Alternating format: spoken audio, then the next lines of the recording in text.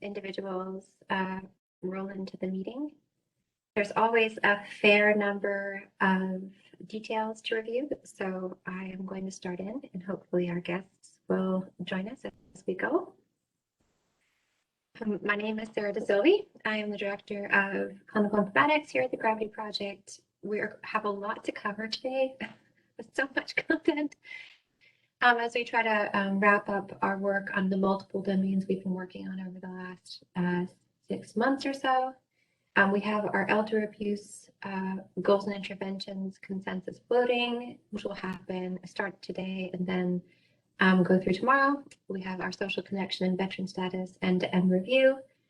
And we continue to discuss elements on intimate partner violence and psychological stress. Next slide, please.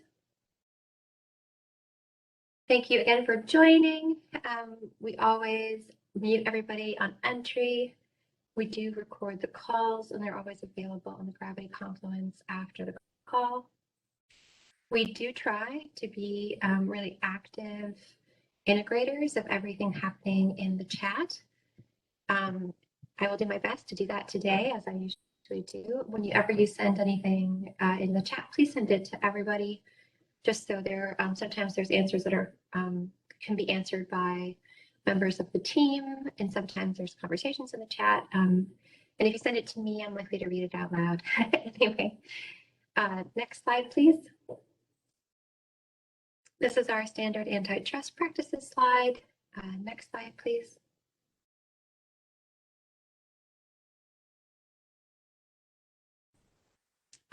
We always invite everyone to officially join the project. You might be a guest today, but if you want to be part of the ongoing team, you can officially join the project at the link that was just dropped into the chat. If you want to check whether you've signed up, you can always look at the Confluence as well. And again, the Confluence in general is just a massive amount of information, and we always invite any of our guests to look there for reference. Next slide, please. These are a really grateful nod to our many founders, grantors, and in-kind supporters. Next slide, please. I might be a little bumpy and a little echoey because I'm deep in rural Vermont. Is it okay? Lucy's wondering whether my sound might not be as good. I'm not where I usually am. Is it sufficient? Sufficient.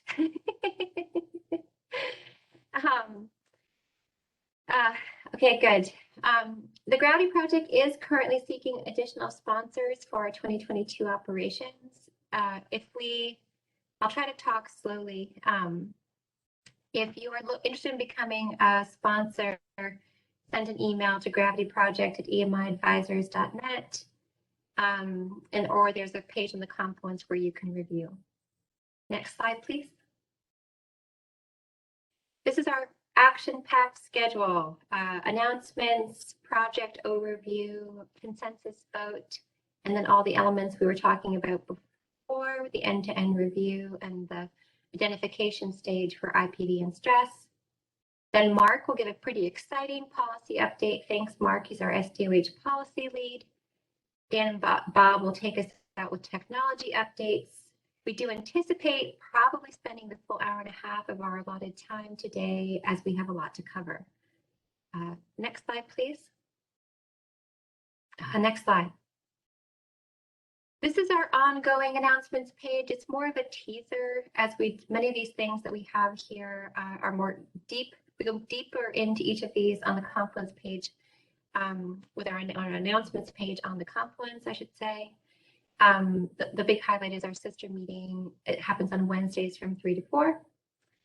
And we do anything that's aligned, mission driven. We do try to make sure that we include as well. There's the HHS Postpartum Equity and Care Challenge. We've included our ACL challenges in the past. So you can find out any of that information. You can find that on the Confluence in greater depth. This is just to try to get you there. Next slide, please. Next slide. This is our 2021 roadmap. You know that 2022 is right around the corner. We're holding information sessions regarding our domain selection with our greater community over the course of the next couple weeks. And we should have whole sets of new domains on the roadmap for 2022 very shortly. You can see here we are at the end of building our demographic and intimate partner violence and elder abuse and stress elements. And a lot of work going on in tech to prepare for STU. Dan and Bob will talk more of that when they have their section. Next slide, please. Any questions? I imagine not. It's just announcements. Next slide. All right, a lot to talk about here. Next slide. Next slide.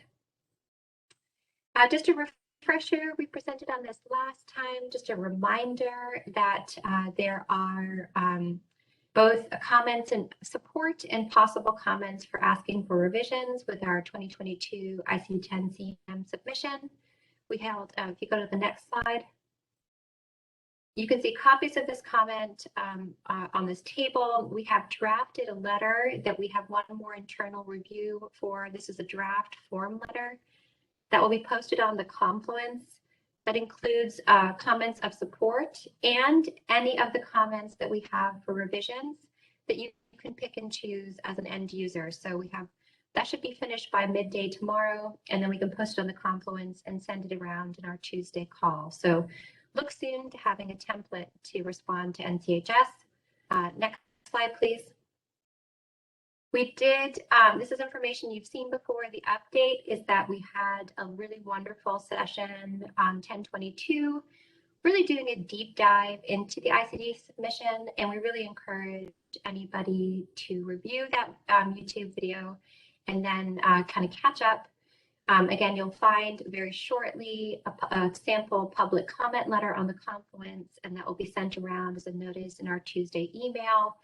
All comments are due by November 15th to be in time for the NCHS process. Next slide, please. I added a little Muppet gift to this because it was too boring.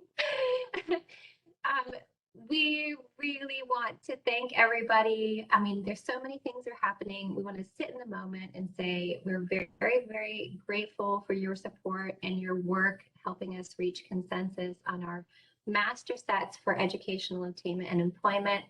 There was a lot of work, a lot of novel work that went into those data sets. Super excited, and now our work is to go forward and to build with our different terminologies. So thank you for all your effort. That's 2 more domains we've completed, all the way from screening and intervention, to interventions. It could not have been done without you. Thanks so much. Next slide, please. All right, I know, yay! Next slide. Onward and upward, so much to cover. Okay, next slide. We reviewed this at the beginning. Okay, so here we are. We have a lot to do over the course of the next few weeks. So here we are sitting again in that elder abuse vote. We have 4 domains to complete before the end of the year. We're going to do our best to get there.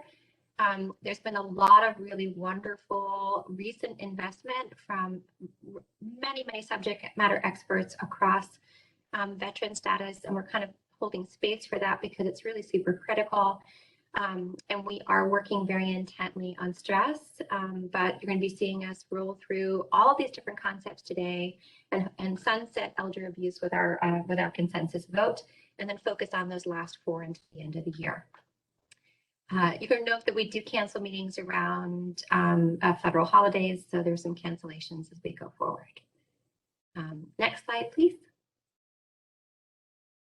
Okay, so I'm just going to orient everybody. This is that schematic of the different phases of terminology development. The reason why I'm settling here is we're going to go through 3 different phases today. So just to orient ourselves, we're not going to be talking about the vote, right? It's the elder abuse vote. We will also be doing review, and we'll also be doing identification. So here we are, voting. Next slide. Next slide. Again, thank you to our amazing subject matter experts. We could not have done it without this robust crew. Just brilliant, brilliant folk. specialties across the different domains of elder abuse and different kinds of activities. And it was just a pleasure working with them over the course of the last 6 months. Next slide. The real update here is we wanted to highlight this for everybody. When you look at the master list, after we came up with the elder abuse mitigated terms, it really felt like they were better representing the idea, that kind of middle stage goal, or that plateau goal than the adequate safety. And we really want to be careful to be frugal with our terminology build. So our subject matter experts asked to retire those kind of test terms of adequate safety because it's difficult to define, and then allow the flexibility of the elder abuse mitigated terms, and then of course the resolution of the problem terms as well. So this is the way the goal terms are right now. Again, because we're working in such novel ground with defined terminology for goals at all, we definitely want to be careful and frugal with build, and then we can test with our pilots and implementation and come back and refine or add if need be. Any questions on this page? This is the only real update from elder abuse that's significant.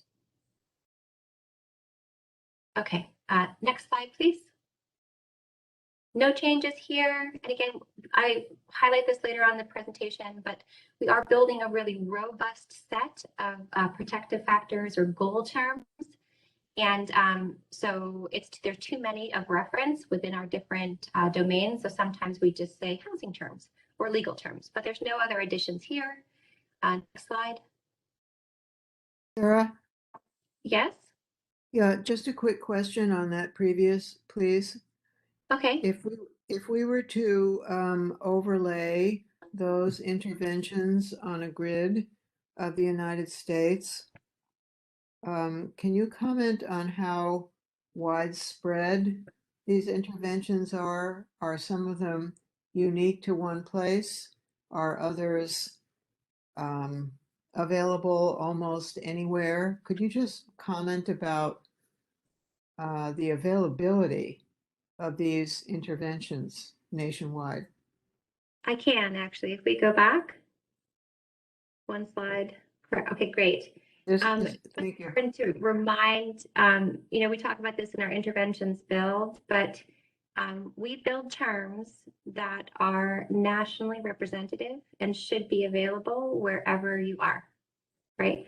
So we be really careful to not to be really try to develop really specific use cases for anything that doesn't fit those terms, right? So many of these are programs that are federally funded, right? Or they are hotlines that are nationally recognized with some federal funding, right? So in order to pass the it meets gravity terms of build, it has to be nationally recognized and publicly available. That's great. Thanks very much. You're welcome. This is partly why we don't build specific types of programs unless they are nationally available, and we roll up to build general parents that can be utilized across different settings. All right. Any other questions? Okay. There's going to be a lot of voting over the course of the next few weeks, so bear with us. Every time we're going to make sure everybody is comfortable with the set. So there are 4 different types of votes we can have. The term of the vote is from now until tomorrow evening, Eastern Standard Time, as it is usually. 2 of the votes require no further action. So if you go yes without any comment, that's just the way it is, right? It doesn't necessarily mean it's perfect, but there's no concerns that are warranting review.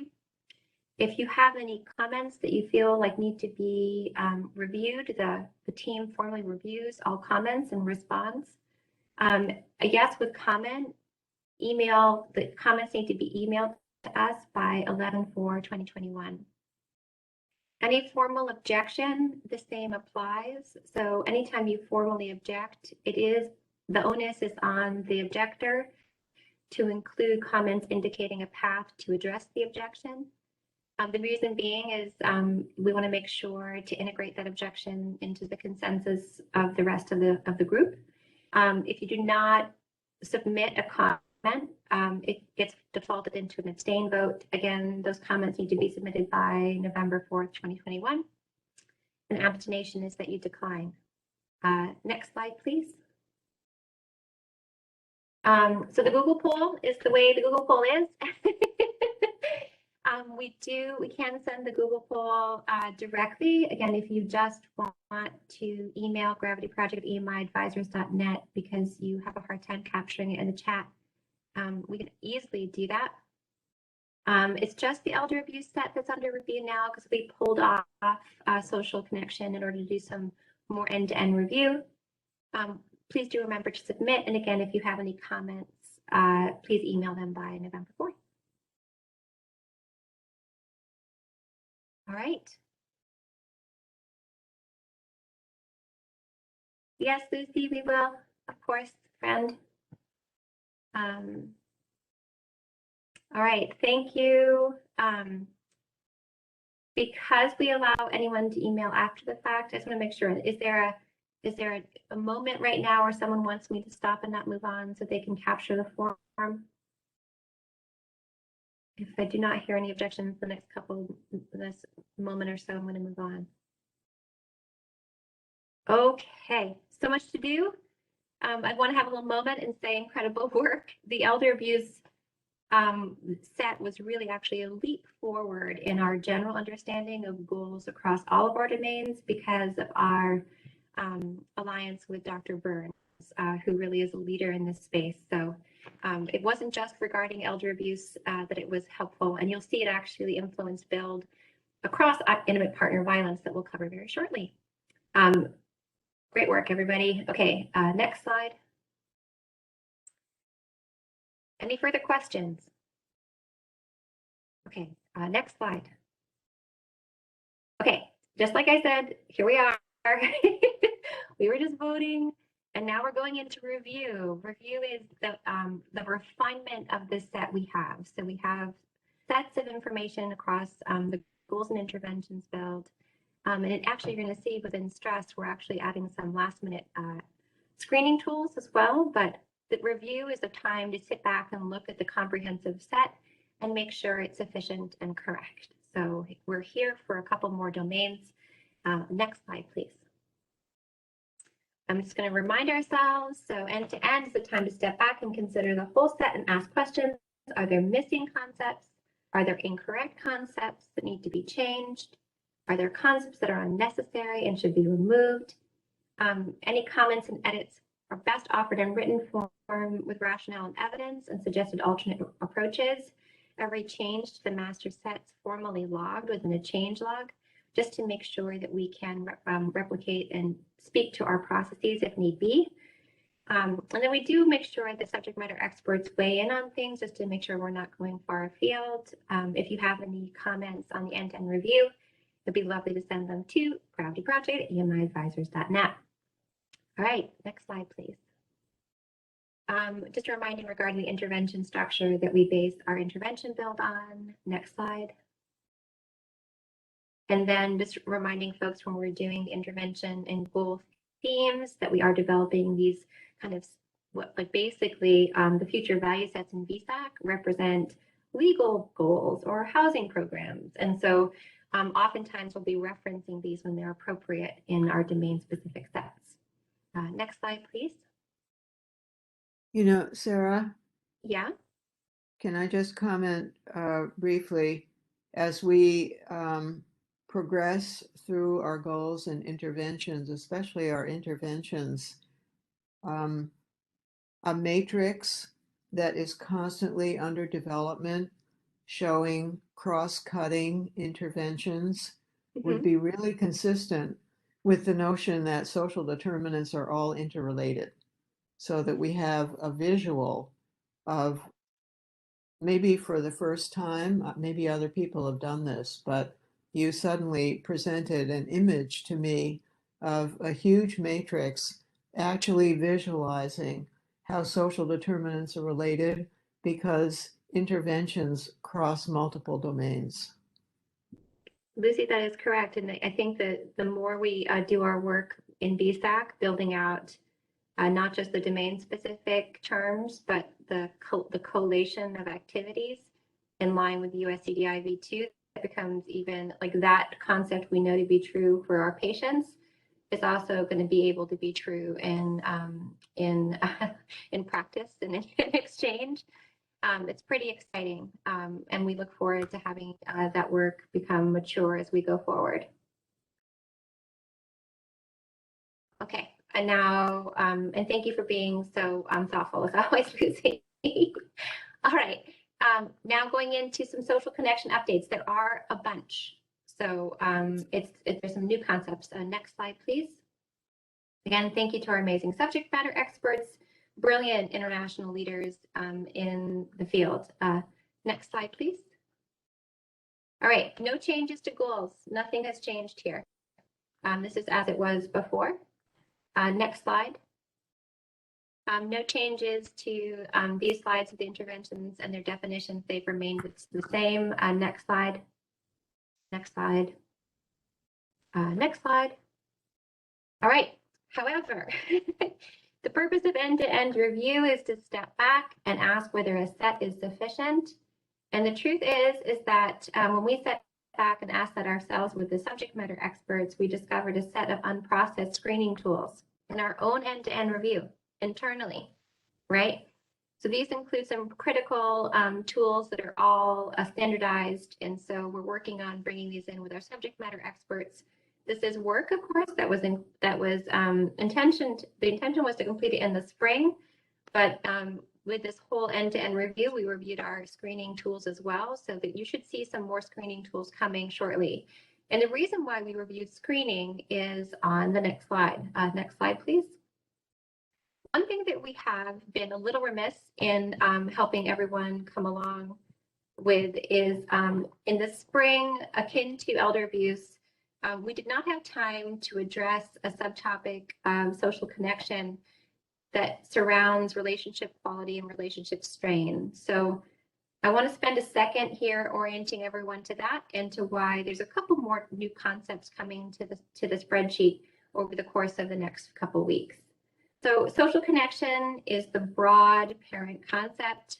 We did talk very in depth over the spring on subtypes of social isolation, which is objectively being alone or having few relationships or infrequent social contact.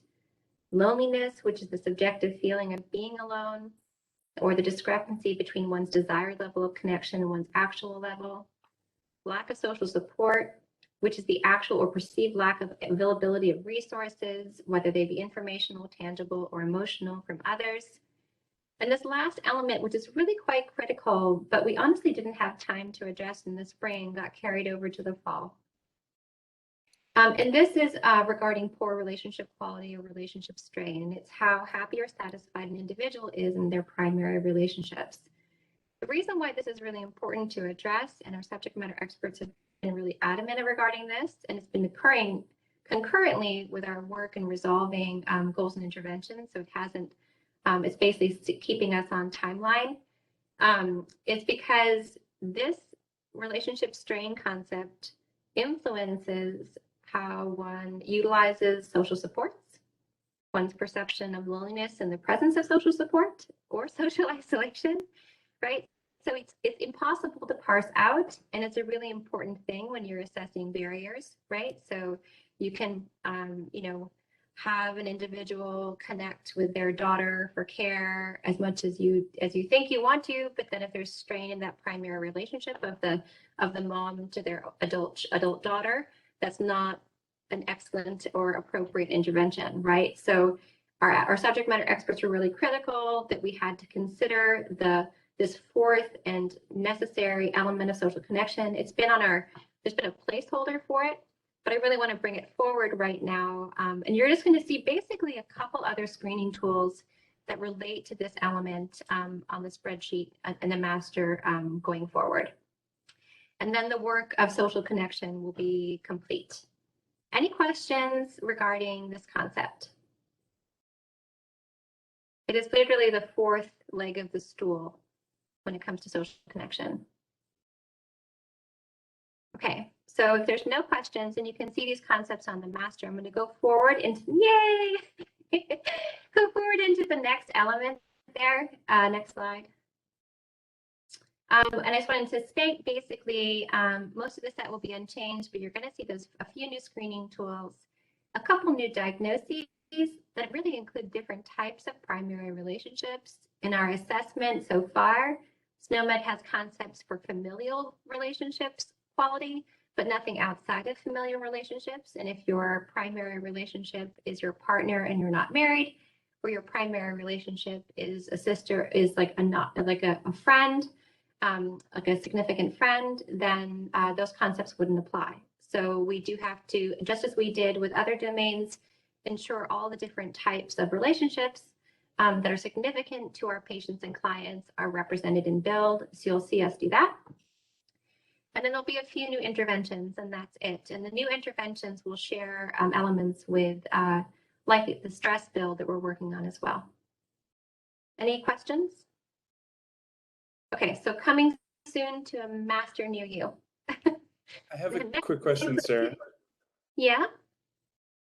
So my quick question is, do these assessments either bring out or identify challenges associated with, any kind of primary relationship? So you can imagine someone feeling lonely in a marriage because their partner is addicted to drugs, or their partner has dementia, or, essentially that loneliness in those circumstances might be, very different from someone who is, lonely because they're afraid to go out and they're, 20 something and they don't have a primary partner. So is that kind of identified, the type of loneliness or social connection identified? Yes, that is you gave another story regarding a very similar thing I said on the page. So the idea is if you do not assess, because most of our tools in relationship quality are broad, some of them are specific to marriages, but we are trying to build outside of that very constrained definition. And it would be a way to assess the presence of relationship strain and how it complicates how complicates or influences perceptions of loneliness with the individual. And then, of course, also the access to supports, because you might have lots of primary relationships around you with a perception of sufficient support, but if those relationships are complicated, they're not readily available. So Matt, that complexity really is that fourth leg of the social connection stool, and we look forward to having these screening elements be able to assist us in that. Very interesting. Yeah, I know. And true. All right, next, I think, any other questions here? It is fascinating. And the screening tools really help tell the story once you get into them. Okay, next slide. All right, and now off onto veterans, which is our other end-to-end review domain. Again, more to come on these. Next slide. We do have a really robust connection to our many members of the VA and the DoD. We have a bunch of new programs that are coming out of that work. Many of these programs do meet the national and public and generally available. We don't know if we're necessarily going to build every one of these specific programs, but many of them are difficult to roll up into subtypes. And because they're generally available, we are trying to understand whether we need to build them. This is very similar to the work we did with food insecurity, where specific national programs were built in. We do try to make sure if it's thought to be critical, we can build it specifically. And again, this is to track resources and interventions over time. There's a lot of lit regarding these kinds of programs with the veteran population. So everything in the new highlighted column, that bottom right corner, is again publicly available, usually through the VA or through VA partners. All right, next slide.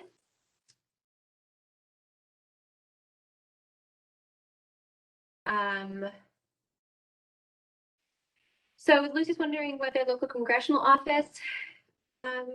I can imagine the veteran service officer, veteran services organizations going, because lots of veteran service officers are lay folk. I can imagine them. I mean, maybe Charles can go in here too, but I think the primary initial contact might be the VSO.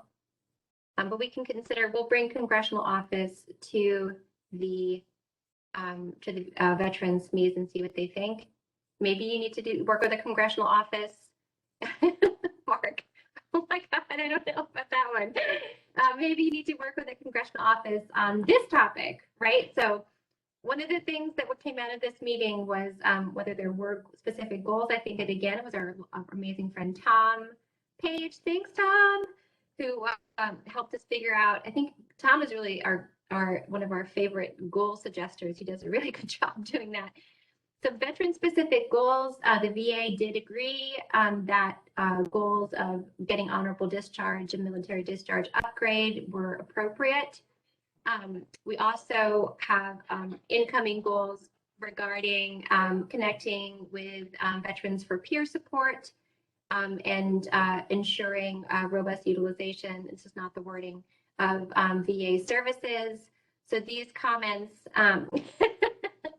these goals are coming too. So we did just get a last minute submission. We didn't have time to put on the slides, but again, so honorable discharge, military discharge upgrade, and the VA is helping us figure out whether both of these are necessary or just one. And then addition very, very soon, again, we just saw this like an hour ago, of veterans peer support programs and accessing Veterans Affairs services. So those will come on the next master when we roll that out.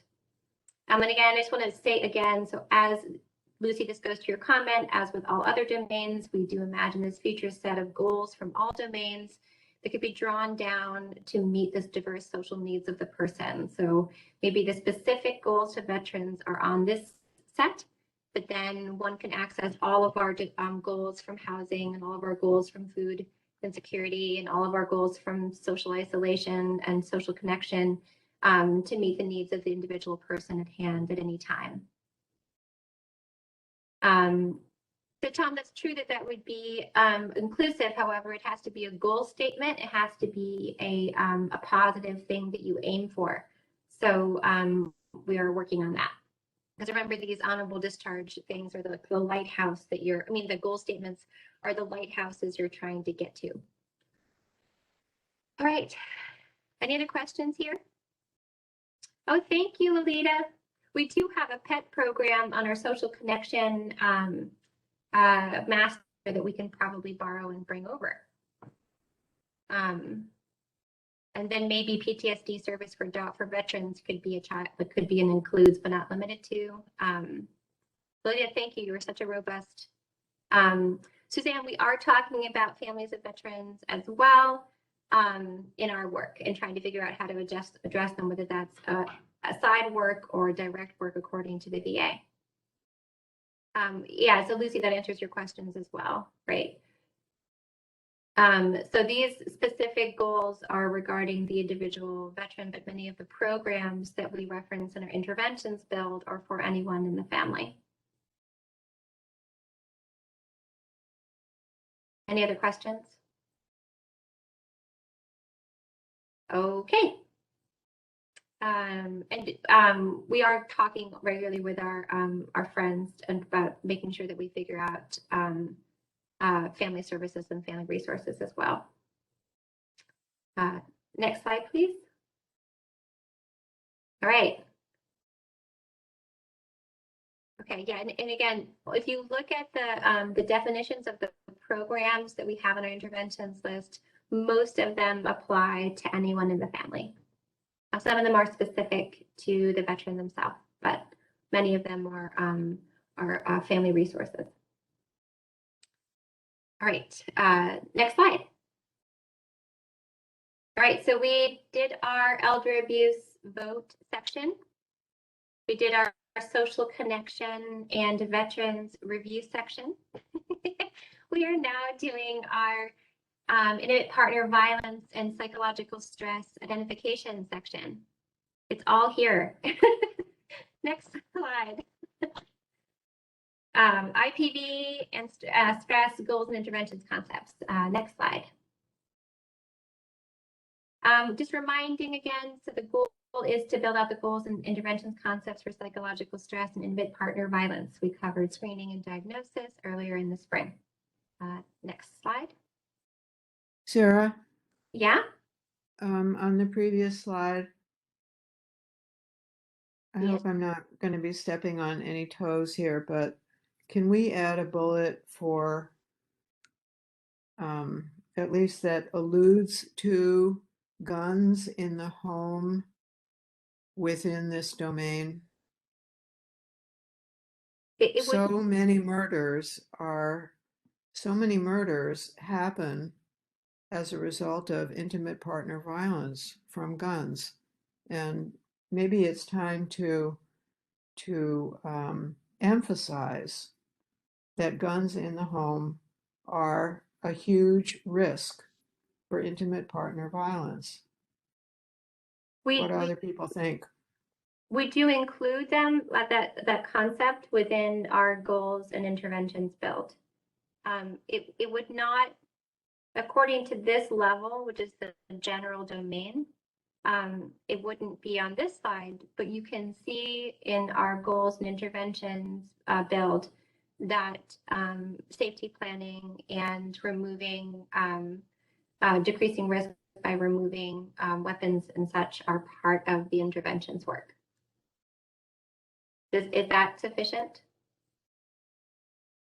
Does that seem like an answer? Well, I would think that these two bullets are part of what you call the build, but you note them here. So yes, that's why I was wondering if we could have a bullet that would actually signify that we understand that weapons in the home are a substantial risk. So so Lucy, what I promise to do is signify that where it belongs. So it's not, because it wouldn't be on this page, which is specifically regarding the domains themselves. They're the broad concepts, but we can specifically state that we've included assessing those kinds of risks within our goals and interventions work. Just to be, I'm sorry, I have to think like the sorter that I am. I promise that has come up multiple times, both across our elder abuse work and our intimate partner violence work. In fact, any of the interpersonal violence, so not intimate partner violence, but interpersonal violence domains, we talk about elements of safety and weapons.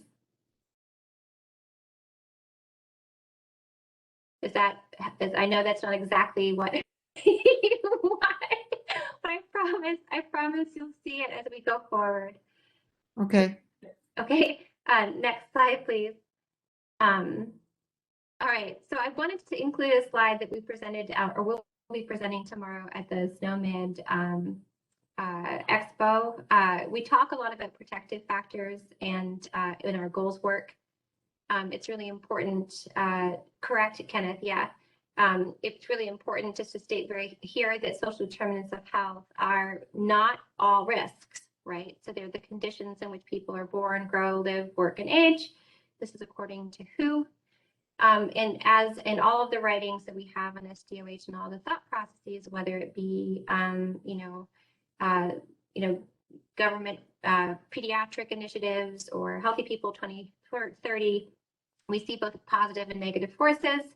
Those positive forces are protective factors. The negative forces we envision as social risks. So SDOH are not all negative. We just don't rise up or talk about the positive as much, but we do see those concepts come out in our goals build, which I just wanted to spend a moment making sure everybody was on the same page regarding that. We talk about it every single time, but we hadn't really made this slide in a long time. We used to have a weighing and a balance scale, but this is a new slide for us. Any questions regarding this kind of basic concept?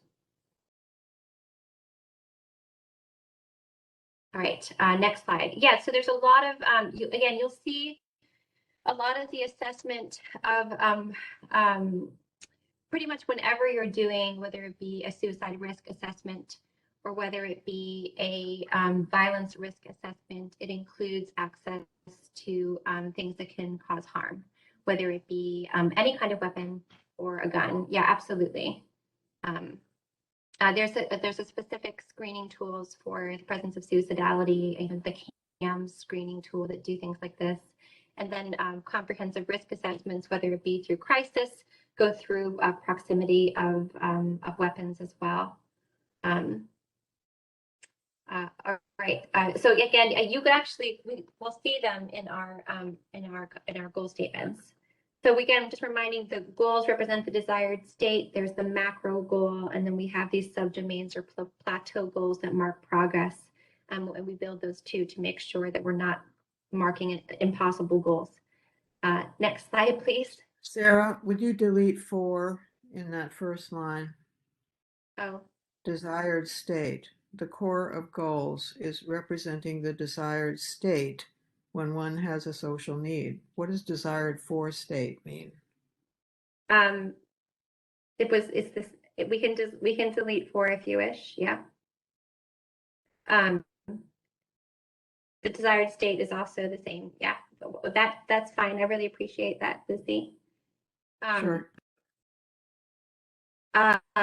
The core of interventions are the programs and professions critical to addressing the social risk at hand. The key steps are taken to align with federal reporting requirements and policy. We always anticipate mapping and action, in fact, do map to our community taxonomies, such as 2 and 1 LA. And then they get dropped into the Gravity Project intervention structure. Next slide, please.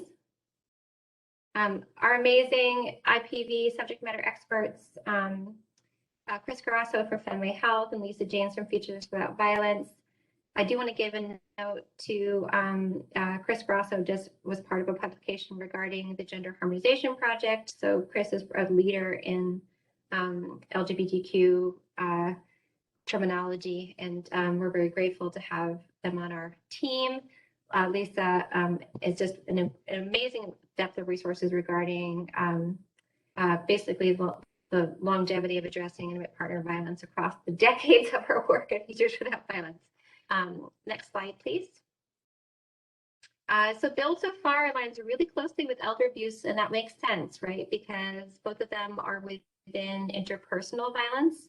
So there's a lot of common themes. So choices we made on design, we're carrying through from elder abuse into IPV. If you remember back in the day, we really just had interpersonal violence as a general concept before we realized that wasn't measurable. And so we broke interpersonal violence down into the measurable domains of elder abuse and intimate partner violence. And you'll see in our future domain work, we really try to anticipate things like measuring before we dive into them. There are new specific goals and new specific programs that you'll see as we go forward. Next slide, please. Again, so we have feeling safe. These same goals get carried over from elder abuse, separation from perpetrator, safe from perpetrator, limited perpetrator access, resident secured, financial security, restorative justice, and enhanced social monitoring. So these are some of the goals that just got dropped from elder abuse and are kind of this core of the interpersonal domains. Next slide, please. Again, this is just in a build phase. There's a lot of work to happen. This is not review. This is just in the hopper, developing terms. And then again, many of the IPV interventions have common programs from elder abuse as well, whether it be the National Domestic Abuse Hotline, relief from abuse order, safety planning, which again includes that element of assessing weapons in the home, substance use disorder programs, housing, victims advocate, and victims advocacy programs. These are all, again, these are all programs that we define with elder abuse that are appropriate in IPV. Next slide, please. So that is just a brief highlight of what you're going to see in those first masters for intimate partner violence. Dr. Prather, he's amazing. He's the solo person, but he references all of the work of the stress measurement network. So Dr. Prather, as He's part of the amazing work of the Stress Measurement Network at UCSF. And so even though he's the only one who attends our meetings, he gleans the knowledge from the incredible group of experts, including individuals like Nancy Adler, who was one of the authors on the National Academy's paper that grounds our work. Next slide, please. We just wanted to mention here that we are getting wise about build in many cases. So intervention concepts for psychological stress will align with our social connection build in many instances. And they also are going to reference existing terms that we just plucked from VSAC because of the utilization of mental behavioral health interventions. So the VSAC depression intervention value sets were referenced to ensure that we build in kind, right? So psychological stress is unique in that it is a psychological and psychosocial domain. It was on our set in the beginning. It's likely that we won't build psychological and psychosocial domains for some time, and we're going to focus on some financial domains and domains of social connection and social strain and other elements for a bit. But because this is a psychological domain, the VSAC depression intervention value set was very appropriate. So we've pulled that down for review. Any questions here? Okay, next slide. And you can see all of these things on the masters as they come. And I believe that is the end. Next slide. And it's only 4:47. I think we did okay. I'm passing the mic to Mark. Thank you, Sarah. Next slide, please. So you've just heard from Sarah about the critical work that we do, the Gravity Project, and all of you do around terminology for social determinants of health. And you'll hear when we get to the technology section about the incredible work that the tech team does for the exchange of that work. The pilot work we do is about implementing it, trying to test it, make it real. I want to take just a moment to give you a snapshot of some policy drivers that are being used to build a culture of use of SDOH data. So not just the collection and the exchange, but the use part, which is the holy grail, so to speak. Next slide, please. So first example, CMS's Innovation Center just released on October 20th a strategy refresh. It's been around for 10 years. It was a part of the Affordable Care Act. They've had over 50 plus payment models, innovative payment models. They look back, lessons learned, and they've recognized that in part some of those models appear to create data silos. They don't really intersect well. So they were looking at ways to cross-pollinate. And in this white paper, one of the cutting edge themes is objective to advancing health equity. And in that they say that all new models will require participants to collect data as appropriate, including data on social needs and social determinants of health. So CMS going forward is going to weave social determinants of health across the models. And you see a list there of some of the kinds of things that CMS is going to be looking for. So supporting providers' ability to address them, but also improving precision, addressing evidence gaps, understanding the beneficiary needs and the cost of service, looking for ways to coordinate with community-based organizations. So strong policy driver coming from HHS, which will drive use. Next slide, please. Second example, what's called US CDI Plus. You've heard us talking about the US core data for interoperability, and you know that ONC added the Gravity Project's data elements to US CDI version 2 on July 9th. But on October 8th, they launched an additional program, which they called US CDI Plus, and it's focused on helping all of the federal agencies identify the data sets that they need and to try to create some alignment among them, building on the US CDI Foundation, which includes social determinants of health, and trying to do the best that they can to align these data needs across the agency programs. So in some ways, simplifying, looking for common ground among all the federal agencies. They're starting with CMS, which has got a major initiative on digital quality measurement, and CDC, which is definitely working on public health, especially with COVID. What this policy driver does is it starts to create the opportunity to integrate social determinants of health across all federal health agencies, not just ONC, not just CMS's Medicare and Medicaid, because they're building on the US CDI framework. Next slide. Third example, Congressional Social Determinant of Health Caucus. So on July 21st, the members of Congress launched a bipartisan caucus to collaborate and coordinate on this issue across the members and the committees of jurisdiction. There are currently 28 members of the House of Representatives, but senators may join too, and so it'll also coordinate across branches. Just a quick data point. If you look at the table on the right, in the 116th Congress, over 2 years, there were 31 SDOH bills. In the 117th Congress, just in the first 10 months, 132 bills. Much increased. And if that rate continues throughout the entire 117th Congress, you're going to see 10 times as many bills in the 117th Congress as you saw in the 116th Congress, just to find a way statistically to illustrate this. So huge interest. These are bills. They're not. That doesn't mean they're statutes. So the statutes will be the policy driver, but it definitely shows that there's a lot of interest in Congress about making this real and putting it into place as well. Next slide, please. Mark, are there criteria published somewhere for what constitutes an SDOH bill in Congress?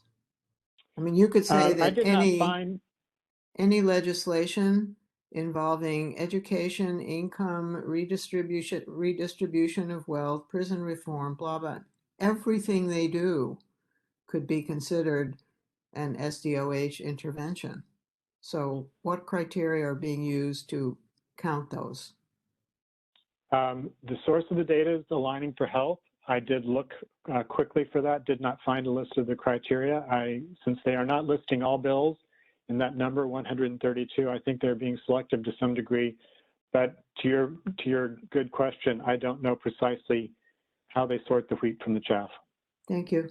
I mean, this has become really fashionable. And maybe one thing that table is documenting is just how widespread and, if you will, fashionable talking about SDOH has become compared to even 5 years ago.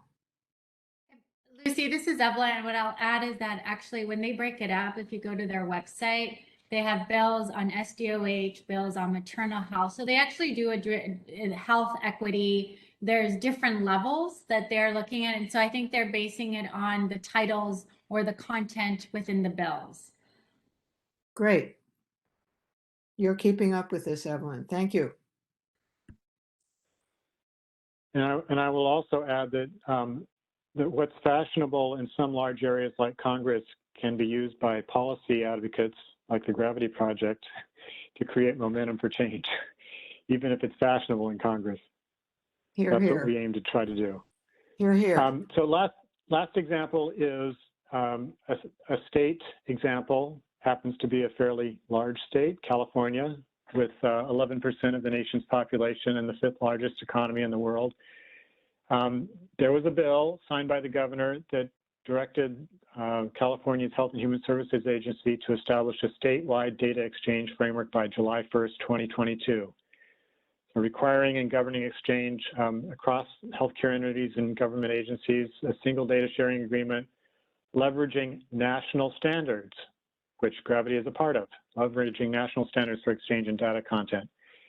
So it apply to, with some limited exceptions, to all of the hospitals, physicians, health plans, laboratories, et cetera.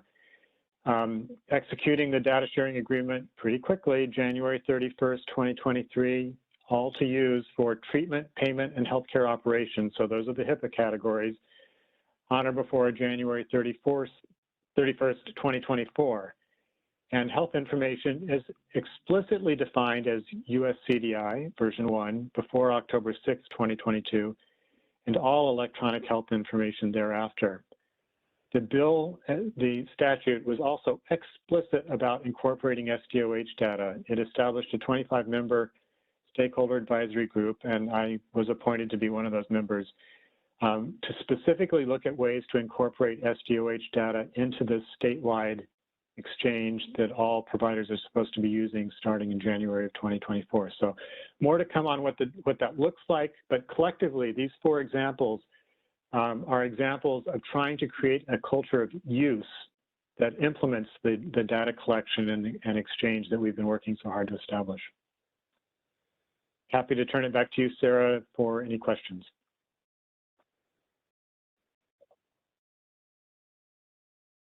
Or to whomever it goes. Yeah, so I can be the segue. I did want to mention, I made this note in the Strategic Advisory Committee. I'm going to make it again now. Understanding that there are states who are consistently leaders in this space, and that California is definitely one. We see that also in Oregon and my own little Vermont. We do look to states and state policies to help us in our domain selection, because domains that are prioritized by states within policy trials are often then accelerated to the national level. So Mark, thank you for bringing that to light.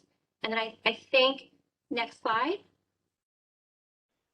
I believe we're on to our technical report out. Yes, I think we are. This is Dan. I'm pleased to share with you some updates on the technology work stream. If you could go to the next slide. I want to emphasize how all of the work that Sarah was describing earlier, combined with the initiatives that Mark was just sharing and the work that we'll be speaking about on the technology or technical spec development, is really about trying to advance the interoperability of SDOH data. And fundamentally, it's about people who are trying to get their computer systems to work together and to be able to understand each other. And I'm pleased that it seems like many of our meetings were welcoming new people in. And I also, as I was reviewing the glossary and the sort of terms of reference of things that we have on the website, I recognize that there are some times probably where we, especially on the tech side, jump through a lot of jargon that might be a bit difficult to keep track of if you're walking in for the first time. And so in the next couple of slides, I just thought I'd run through a couple of sort of tech lingo things that we might be considering adding to our glossary as a quick start sort of reference. So if you want to go to the next slide, there are a whole bunch of different ways you might categorize or slice and dice standards. 2 big buckets that I think are useful for thinking about in our context are syntax standards and semantic standards. And so you often might hear us talk about particular ones of these, but just to sort of illustrate how some of these acronyms fall into at least some of these 2 broad categories might be helpful. So when we talk about something like CCDA or HSDS or FHIR, this is sort of a specification that helps define a shared information structure. So it's one of its main jobs is to define a common shared syntax that the organization is organized into. And on the other hand, when we talk about coding systems like LOINC or SNOMED or the 2-on-1 taxonomy, these are coding systems that help enable systems to share meaning across them. And so in that context, the meaning representation, these are often referred to as semantic standards. And on the next slide, I'm attempting to sort of refine my analogy a little bit to sort of say syntax standards are kind of like chips because they help deliver content, good content, like salsa, that's identified by standard codes, meaning codes that both sides sort of know and understand what it means. And so the work that is happening on the terminology side we're working on in the technical work stream to help wrap and exchange with technical standards that are sort of fall into the category of syntax standards. So hopefully that's a little bit of a help. In addition, on the next slide, for those of you who have for sure heard about FHIR, I thought it'd be helpful just to refresh ourselves. It's a standard, developed and published by HL7 that has two main components to it. One is a framework or a data model for organizing health information, and that data model contains building blocks that are referred to as resources. So when you're around FHIR folks and you hear the word resource, it doesn't mean what you might think it means. It probably means a very specific data representation. In addition, FHIR has defined some rules for how to exchange information across systems using different kinds of interoperability paradigms. Now, the one that everybody is really excited about is kind of the API-based model or the RESTful exchanges, but it does work in other contexts as well. As we've been working towards a FHIR implementation guide, I think this community is also very well aware that FHIR itself too is really a community in which we are interconnected. And so that is part of the sort of ecosystem. As FHIR is this group of people who are working together to try to collaboratively design interoperability solutions. So that's kind of a basic one, but I thought it'd be helpful for us to at least add it to our glossary so people have a quick reference of what the heck FHIR is.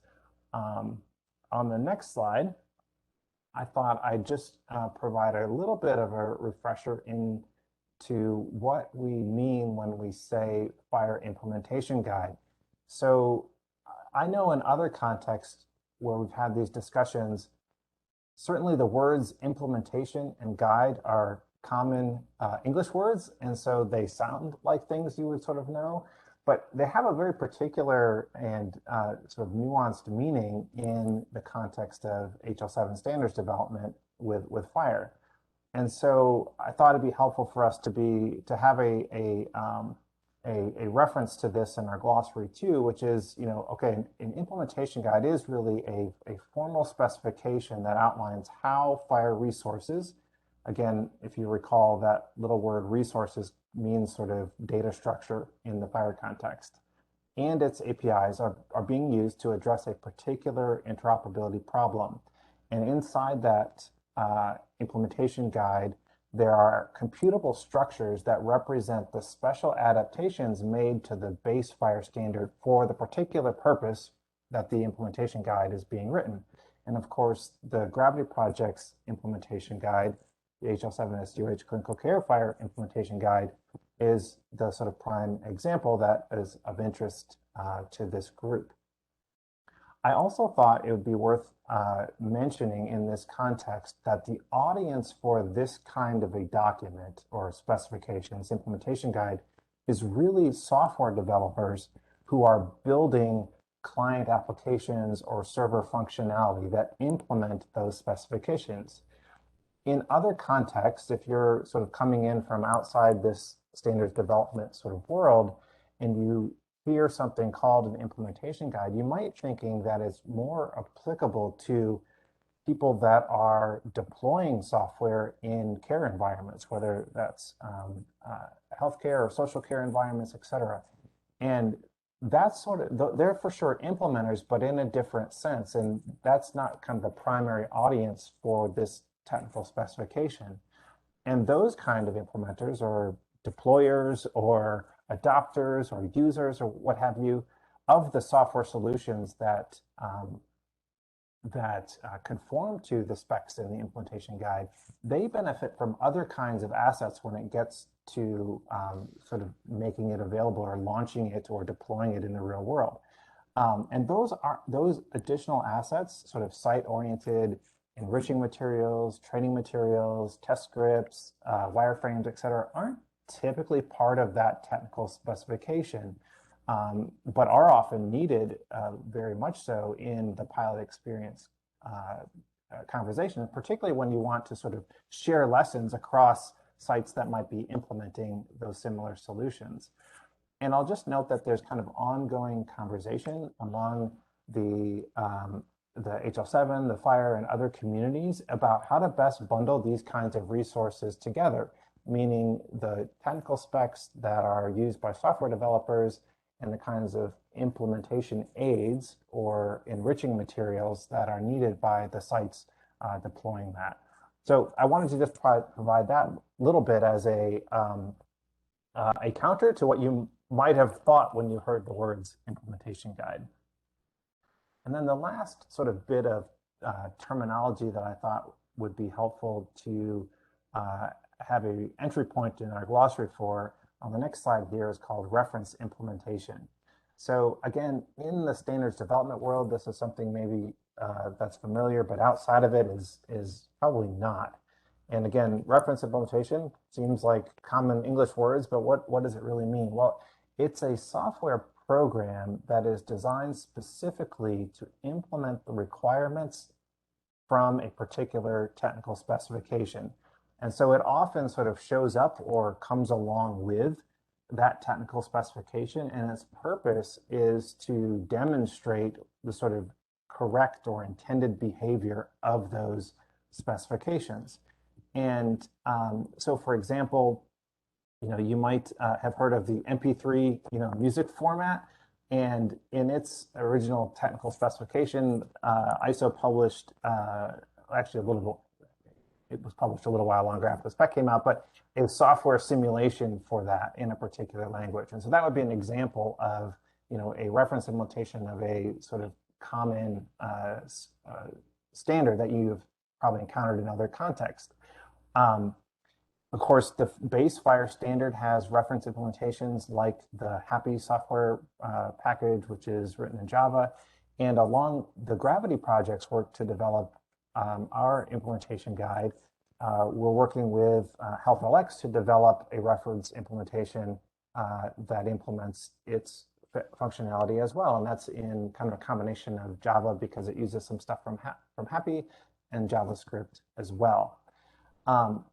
Within the fire community, it's becoming sort of the expectation that technical specifications have a corresponding software reference implementation along with them, because it is a recognized helpful component of the standards development process. You work out kinks in the spec, you find problems where things sort of don't work, and you can help clarify it, as well as that software serving as a launching pad for others who may be building their own implementations in existing software products to help sort of understand what the spec was trying to say. I see Lucy maybe has a question. Yeah. Yes, Daniel, thank you. This is really very useful for someone who doesn't breathe fire 24/7. In your definition of reference implementation, the next to last line where you say consider the correct behavior, the language that I've always encountered is compliant behavior. So if someone is actually enforcing a standard, what they're looking for and can act when they don't find it is called compliance, not correction. Is that, am I understanding this? Would compliant here be the right term for what's going on with a reference implementation? Yes, compliance or conformance, exactly. So depending on the sort of testability of how compliant the software is to the spec, there's kind of a range of that, but you're entirely right in the connotation of what that last sentence is getting at. So yeah, you're on it. Thank you. I would also comment on your use of the idea of range of how to comply or be correct. It is actually astonishing to me as a non-techie to discover that when you have implementation guides and reference implementations, you still have enormous scope from an engineering perspective about how to do it. And you have to drill even further or make ever evolving new versions to actually get to usable interoperability. So I just want to say to everybody, in my limited experience, just because you have an implementation guide, just because you have a reference implementation, and even when you have an ONC final rule, there is a huge scope available for engineering ingenuity, and it may or may not work. So just be prepared. This is generations to develop. Thank you. And Lucy, I'll be looking to you for a photograph of you breathing fire. Yeah. Is in our subsequent presentations, because I don't know how that came out. I mean, it just came out. I had never thought of it that way. it was perfect. The other thing I would mention here in the context of reference implementations is that there isn't an expectation always that the reference implementation is like, quote, production grade software. In some cases, what's produced along with a standard spec is very, very widely used. And in other cases, it's not so great, but it demonstrates the functionality, meaning there's a whole bunch more stuff you have to do to make something really, really work in a live environment that may or may not be part of that reference implementation software. So I'll just sort of make that note. And for sure, that's the case with what we're building as the Gravity reference implementation. It's an exemplar, but you shouldn't sort of think it's like top flight, ready to go, high grade, so to speak, right? We're not quite there yet. So hopefully that was a helpful sort of starting point, and we can kind of move these into our glossary and refine them over time. On the next slide, I'll show sort of the overall roadmap of where we're going. And there's kind of three main, I guess, yeah, three to four sort of main parts of this. The first is the ongoing work to develop and refine the FHIR implementation guide. The second piece is corresponding updates to the reference implementation software that kind of go hand in hand with the implementation guide updates, meaning we want to update the software whenever we make changes or updates to the technical specification. And then along the way, there's corresponding testing events such as connectathons, where we sort of formally sit down and work through and try to get systems to test out the specifications.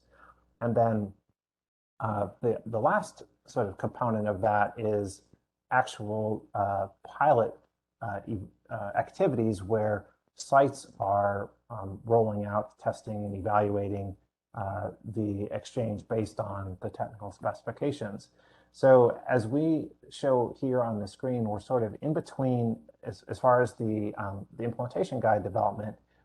We are in a phase of leading up to version 2 and sending that version 2 to ballot through HL7's process. We are making corresponding updates to the reference implementation software and are working towards connecting events to test out those updates in the version 2. And I'll talk about those a little bit more in a second. But we're coming off the heels of our milestone publication of version 1 earlier this summer. So next slide, please. As a reminder of what is in that release 1 or version 1 in FHIR land, this is called STU1. It is now published. It's freely available. Any software developers who are working across SDOH domains, whether around housing or food, etc., the implementation guide covers the sort of spectrum of domains around these core care-related activities. So the spec talks about and defines data structures and exchange pathways for working with assessments, health concerns and problems, patient goals or client goals, interventions, including referrals, as well as recording consent.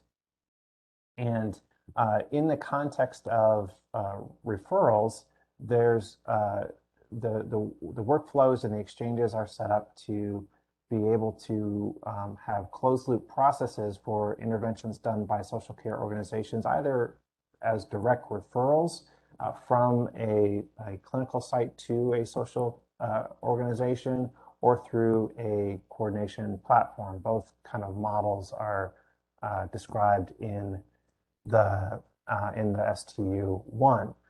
So on the next slide, we'll talk about the work that's been going on presently and continuing towards the version 2 update, or the STU update. The main components of that work are filling in some of the key workflows that were described in STU1, but not fully fleshed out, not totally completed. And that includes the workflows that relate to a patient or care supporter, caregiver, using an app of some kind to be able to participate in the referral process, as well as to contribute information via forms, as well as a community-based organization to use an app-based method to process referrals, rather than having some type of system, a case management system, rather that has API sort of functionality built into it. So a, say, web app, for example. And then fleshing out some of the techniques for these apps to be able to synchronize with multiple kind of independent referral sources, but bringing them together in a shared context, similarly to how your desktop email client might be able to get your email from Gmail or from Hotmail and sort of bring them into the same interface. That's the kind of technique that is described in this STU update. In addition, we've been evolving the implementation guide's approach to standard terminologies in 2 ways. We're not quite done with this. We continue working on it, but trying to align with the current approaches in the FHIR US core specification, which is also undergoing some evolution because of its updates relative to US CDI version 2 and the inclusion of SDOH data elements in that publication, as well as thinking about and trying to build support into the social service taxonomy coding in the exchange. And Matt, to your question, effectively, what we're trying to do in the context of referrals is have the ability for sites that need it to or want it to be able to use, say, the 211 LA taxonomy codes in conjunction with other codes inside there.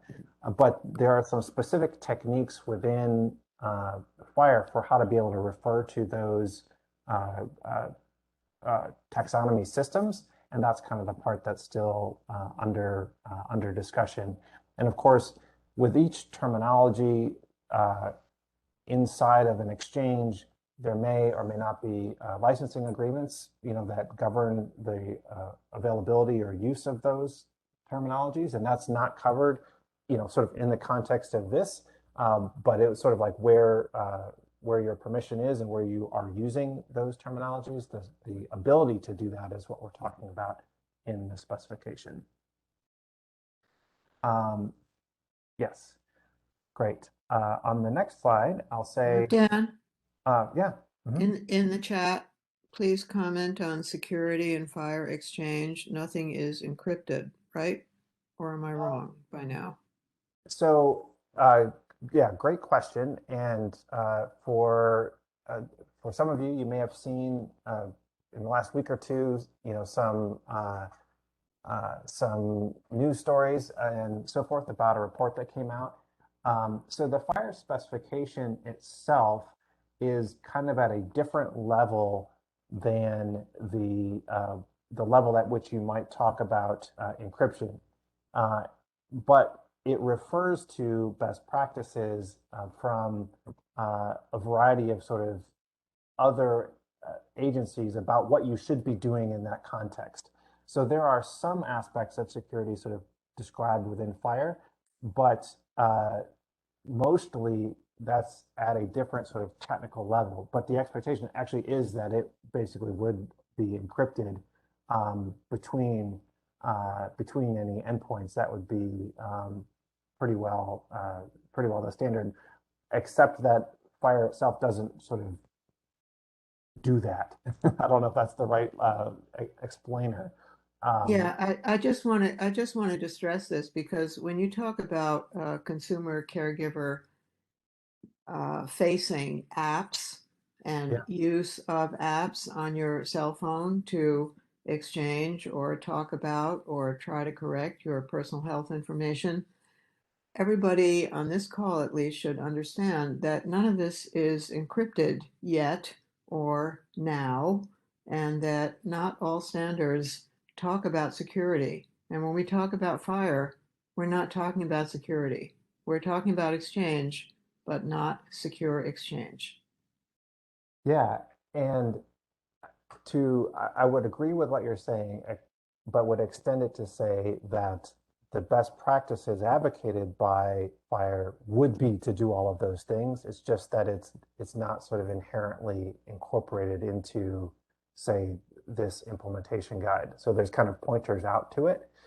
And in fact, the notice that kind of came out from HL7 this week, which was referring to a really, really thoughtful and well done sort of year-long study by a cybersecurity expert, was focused sort of on kind of what happens at the level where data is sent from a clinical care system like an EHR to a data aggregator via an app.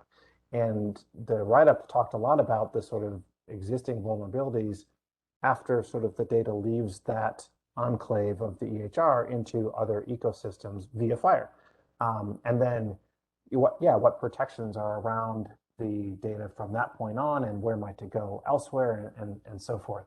And so these are exceptionally important questions, and I do know is part of the reason and will be a focus of much of the conversation in the new division at HL7 focused on kind of that implementation side.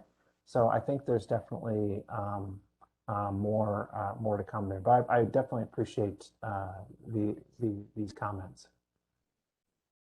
So I know we're closing in on our time here, and I wanted to just highlight that we are in a phase now where we are looking for and are recruiting, working with some folks to do some implementer testing on the updates for SCU2.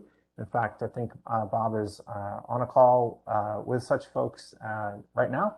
We're planning to hold sort of one-on-one exchanges with interested and enabled partners to test out between the reference implementation and their software.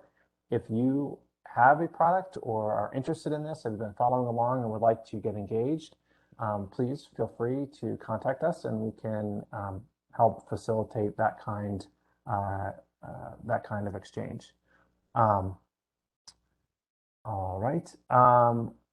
We can share something, Lisa, around social service taxonomies. I don't have a great link handy, but we can come back to that.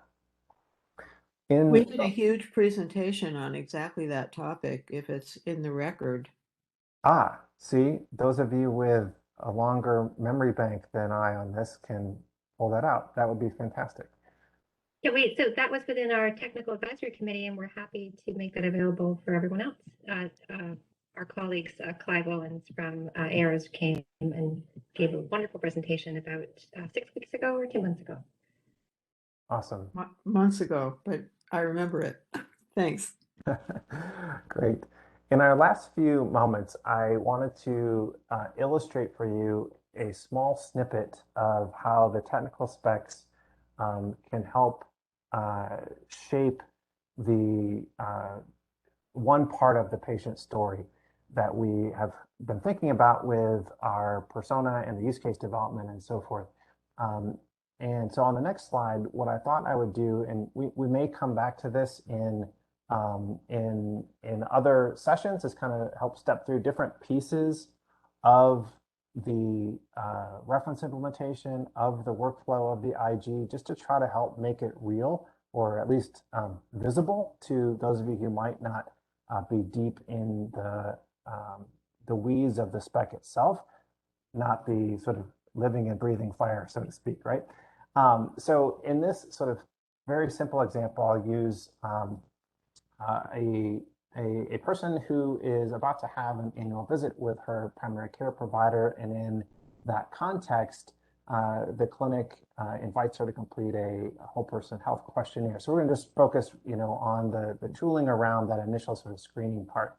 And our patient, Esperanza Cordova, accepts that invitation and completes this questionnaire with the help of clinic staff at her visit check-in.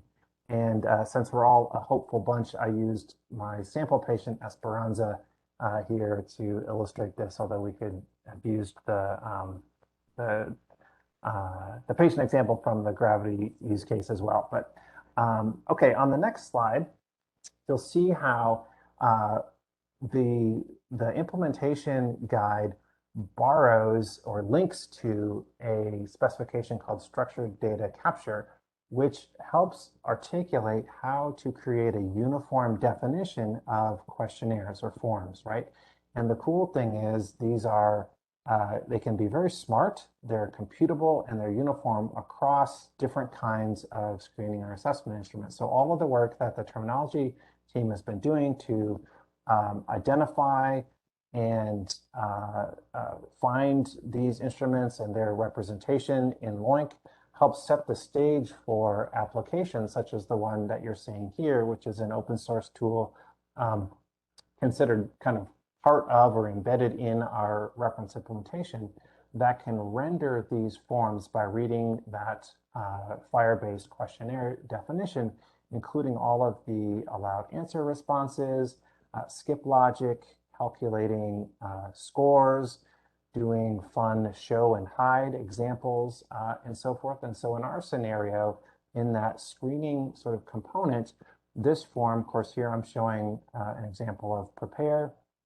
but it could be any of the sort of screening forms that can be represented in this way, can be readily rendered in a computable way. And then once completed, stored and tucked away inside the system as structured coded screening results. And so on the next slide, here's an example of, say, how the provider's EHR might be sort of showing sort of initial dashboard. And just as one tiny example, it maybe is not super legible on your screen, but you can see in that little